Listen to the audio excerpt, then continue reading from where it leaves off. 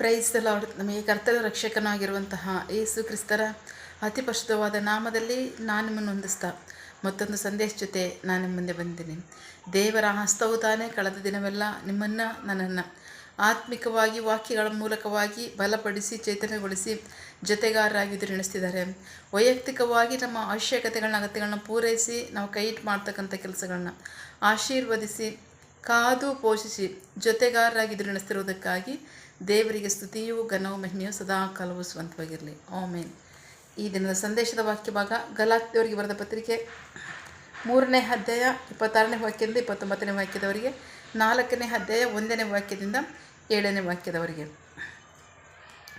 ನೀವೆಲ್ಲರೂ ಕ್ರಿಸ್ತ ಯೇಸುವಿನಲ್ಲಿ ಇಟ್ಟಿರುವ ನಂಬಿಕೆಯ ಮೂಲಕ ದೇವರ ಮಕ್ಕಳಾಗಿದ್ದೀರಿ.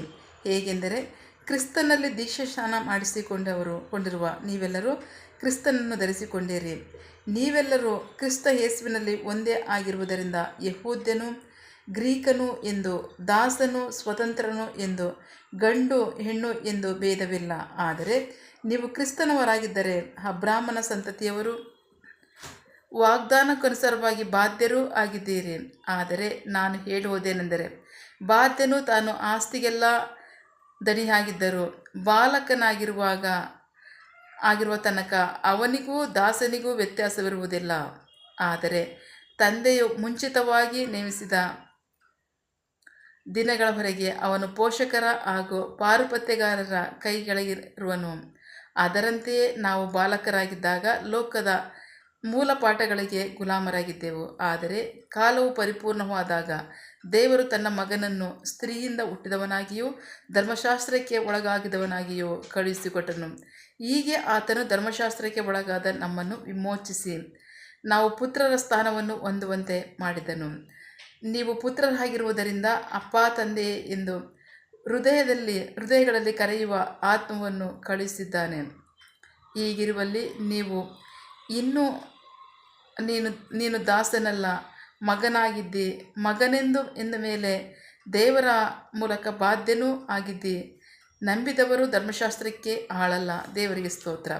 ಗಲಾತಿಯನ್ಸ್ ಚಾಪ್ಟರ್ 3 ವರ್ಡ್ 26-29, ಚಾಪ್ಟರ್ 4 ವರ್ಡ್ 1-9 7. ದೇವರಿಗೆ ಸ್ತೋತ್ರ. ನಾವು ವಾಕ್ಯ ಭಾಗ ನೋಡ್ತೀವಿ. ದೇವರ ಪುತ್ರರಾಗುವಂಥ ಭಾಗ್ಯ ಹೆಣ್ಣು ಗಂಡು ಅನ್ನೋ ಭೇದವಿಲ್ಲದೆ ಎಲ್ಲರಿಗೂ ಸಹ ಸಮನಾಗಿ ನಾನು ಕೊಟ್ಟಿದ್ದೇನೆ ಅಂತ ದೇವರು ವಾಕ್ಯದಲ್ಲಿ ಹೇಳ್ತಾರೆ. ದೇವರಿಗೆ ಸ್ತೋತ್ರ. ಬಹಳ ಪ್ರಮುಖವಾಗಿ ಹಳೆ ಒಡಂಬಡಿಕೆಯನ್ನು ನೋಡೋದಾದರೆ ಎಲ್ಲೂ ಸಹ ದೇವರು ಮಗನು ಮಗಳು ಅನ್ನೋ ಪದವನ್ನು ಬಳಸೇ ಇಲ್ಲ. ಬಹಳ ಪ್ರಮುಖವಾಗಿ ಪ್ರಜೆ ಅಂತ ಬಳಸಿದ್ದಾರೆ, ದಾಸ ದಾಸಿಯರು ಅಂತ ಬಳಸಿದ್ದಾರೆ, ಅಂಥ ಪದಗಳನ್ನ ಬಳಸಿದ್ದಾರೆ. ಬಟ್ ಇಲ್ಲಿ ದೇವರು ಏನು ಹೇಳ್ತಂದರೆ, ಮಗನ ಮೂಲಕವಾಗಿ ನಮ್ಮೆಲ್ಲರಿಗೂ ಸಹ ದೇವರು ಗಂಡು ಹೆಣ್ಣು ಎಂಬ ಭೇದವಿಲ್ಲದೆ ಪುತ್ರ ಪುತ್ರಿಯರೆಂಬ ಭಾಗ್ಯವನ್ನು ಕೊಟ್ಟಿದ್ದಾರೆ. ಕಾರಣ ಕಾಲವು ಸಮೀಪಿಸಿದಾಗ ದೇವರು ತನ್ನ ಮಗನನ್ನು ಸ್ತ್ರೀಯಲ್ಲಿ ಹುಟ್ಟಿದವನಾಗಿಯೂ ಧರ್ಮಶಾಸ್ತ್ರಕ್ಕೆ ಒಳಗಾದವನಾಗಿಯೂ ಕಳುಹಿಸಿಕೊಟ್ಟನು. ದೇವರಿಗೆ ಸ್ತೋತ್ರ. ಮುಂಚಿತವಾಗಿ ದೇವರು ಅನಾದಿ ಕಾಲದಲ್ಲಿ ವಾಗ್ದಾನ ಮಾಡಿದರೆ ನಾನು ಸುವಾರ್ತೆಯನ್ನು ಸಾರಿಸ್ತೇನೆ ಅಂತ. ಎಲ್ಲಿ ಅನಾದಿ ಕಾಲದಲ್ಲಿ ಆದಿಕಾಂಡ 3ನೇ ಅಧ್ಯಾಯದಲ್ಲಿ ಹೇಳಿದರು, ವಾಗ್ದಾನ ಮಾಡಿದ್ರು ಆ ಸ್ತ್ರೀಗೆ ಮಾಡಿದ ವಾಗ್ದಾನದ ಪ್ರಕಾರವಾಗಿ ಇಸ್ರಾಯೇಲರನ್ನ ವಿಮೋಚನಾ ಕಾಂಡದಲ್ಲಿ ವಿಮೋಚಿಸುವಾಗ ಅವ್ರು ಹೇಳಿದರು, ಪರಿಶುದ್ಧ ರಕ್ತ ಮೂಲಕವಾಗಿ ನಿಮಗೆ ವಿಮೋಚನೆ ಉಂಟಾಗುತ್ತೆ ಅಂತ.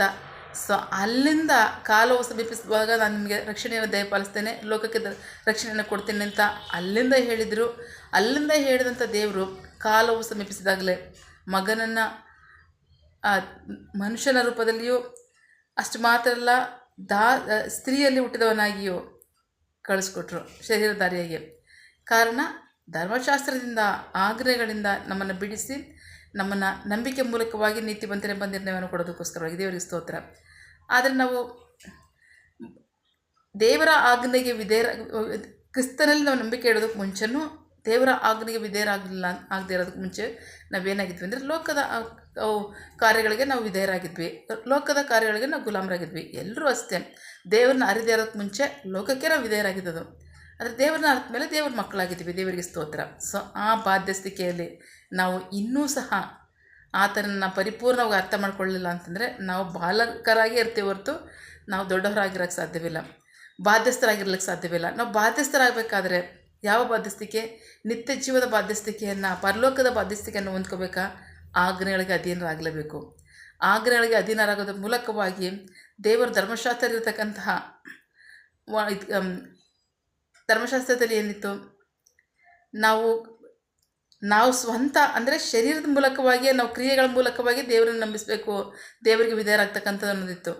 ಬಟ್ ಈಗ ಹಂಗಿಲ್ಲ. ಕ್ರಿಯೆಗಳಿಂದ ನಮ್ಮನ್ನು ದೂರ ಮಾಡಿಸಿ ನಂಬಿಕೆಯ ಮೂಲಕವಾಗಿ ನೀತಿವಂತರೆಂಬ ನಿರ್ಣಯವನ್ನು ಕೊಟ್ಟು, ಮಗನ ಮೂಲಕವಾಗಿ ನಮಗೆ ಮಗನು ಮಗಳು, ಹೆಣ್ಣು ಗಂಡು ಎಂಬ ಭೇದವಿಲ್ಲದೆ ಎಲ್ಲರಿಗೂ ಸರಿಸಮಾನವಾಗಿ, ಯಹೂದ್ಯನಾಗಲಿ ಗ್ರೀಕನಾಗಲಿ ಅನ್ಯನಾಗಲಿ ಅಲ್ಲಿ ಯಾವುದೇ ಭೇದ ಭಾವ ಇಲ್ಲ, ಸಮಸ್ತರು ಒಂದೇ ಆಗಿ ಎಲ್ಲರಿಗೂ ಸಹ ದೇವರು ಮಗನು ಮಗಳು ಎಂಬ ಬಾಧ್ಯಸ್ಥಿಕೆಯನ್ನು ಕೊಟ್ಟು ನಮ್ಮನ್ನು ಕ್ರಿಯೆಗಳಿಂದ ವಿಮೋಚಿಸಿ ನಂಬಿಕೆ ಮೂಲಕವಾಗಿ ನೀತಿವಂತರೆಂಬ ನಿರ್ಣಯವನ್ನು ಕೊಟ್ಟು ನಮಗೆ ಪರಲೋಕ ರಾಜ್ಯದ ಬಾಧ್ಯಸ್ಥಿಕೆಯನ್ನು ಕೊಟ್ಟಿದ್ದಾರೆ. ಬಾಲಕರಲ್ಲ, ಈಗ ನಾವು ಬೆಳೆದವರಾಗಿ ದೊಡ್ಡವರಾಗಿದ್ವಿ. ದೊಡ್ಡವರಾಗಿರೋದು ಮಾತ್ರ ಅಲ್ಲ, ದೇವರಿಗೆ ಮಗನ ಮಗಳೆಂಬ ಭಾಗ್ಯಸ್ಥಿಕೆಯನ್ನು ಹೊಂದ್ಕೊಂಡಿದ್ದೀವಿ. ದೇವರಿಗೆ ಸ್ತೋತ್ರ. ಸೊ ಈ ಭಾಗ್ಯಸ್ಥಿಕೆ ಯಾವುದರಿಂದ ಅಂದರೆ ನಮ್ಮ ಕರ್ತನಾಗಿರುವ ಯೇಸು ಕ್ರಿಸ್ತನ, ಆತನ ಒಬ್ಬನೇ ಮಗನಾಗಿರುವ ನಮ್ಮ ಕರ್ತನಾಗಿರುವ ಯೇಸು ಕ್ರಿಸ್ತರ ಮೂಲಕವಾಗಿ ನಾವು ದೇವರಿಗೆ ಮಗನು ಮಗಳು ಎಂಬ ಬಾಧ್ಯಸ್ಥಿಕೆಯನ್ನು ನಾವು ಹೊಂದ್ಕೊಂಡಿದ್ದೀವಿ. ಅದಕ್ಕಾಗಿ ನಾವು ದೇವರಿಗೆ ಸ್ತೋತ್ರಗಳನ್ನ ಸಲ್ಲಿಸೋಣ. ಆಮೇನ್. ಪ್ರಾರ್ಥಿಕೊಳ್ಳೋಣ. ಸಕಲ ಸೃಷ್ಟಿಕರ್ತನೆ, ಸರ್ವಾಧಿಕಾರಿಯ ಸಾರ್ವಭೌಮನೆ, ಉನ್ನತನೇ ಮಹೋನ್ನತನೇ, ಮಹಾಪರಿಶುದ್ಧನೇ, ಪ್ರೀತಿ ಸ್ವರೂಪನೇ, ನೀತಿವಂತ ನ್ಯಾಯಾಧಿಪತಿಯೇ, ಸೇನಾಧೀಶ್ವರನೇ, ಇರುವಾತನೇ, ಸರ್ವವ್ಯಾಪಿಸಪ್ಪ. ಈ ದಿನ ವಾಕ್ಯಗಳ ಮೂಲಕವಾಗಿ ನಮ್ಮ ಸಂಗಡ ಮಾತಾಡಿದಂತಹ ನಿಮ್ಮ ಪ್ರೀತಿಗಾಗಿ ನಂಬಿಗಸ್ತಿಗೆ ನಿಮಗೆ ಸ್ತೋತ್ರ.